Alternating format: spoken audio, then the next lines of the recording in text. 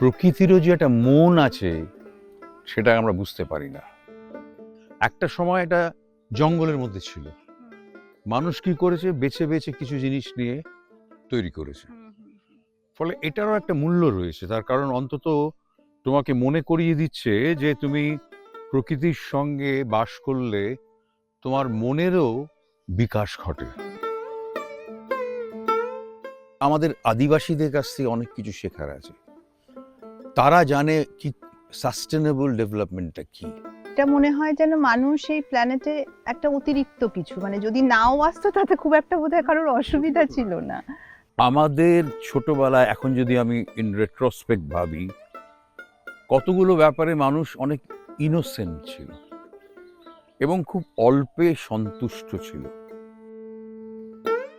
আমাকে যেমন মানিকদা জিজ্ঞেস করেছেন, সত্যজিৎ রায়, শুনলাম তুমি অন্তর্জনী যাত্রা করছো। আমি বললাম, হ্যাঁ মানিকদা, চেষ্টা করছি। বেড়ে সাহস তো তোমার।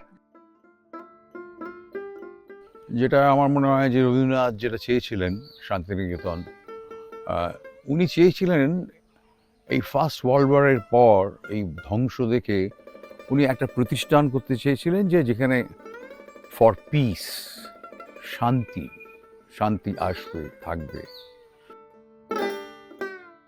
মনের মানুষকে তুমি কিভাবে দেখো? মনের মানুষকে আমি দেখি সবসময় আমার সঙ্গে চলছে, আমি পাচ্ছি না খুঁজে, চিরকাল চলছে, পাচ্ছি না। কিন্তু ওই যে কোয়েস্ট, এই যে খুঁজছি, এই খোঁজাটার মধ্যেই যে আনন্দ, সেটা আমাকে পরিতৃপ্ত করে।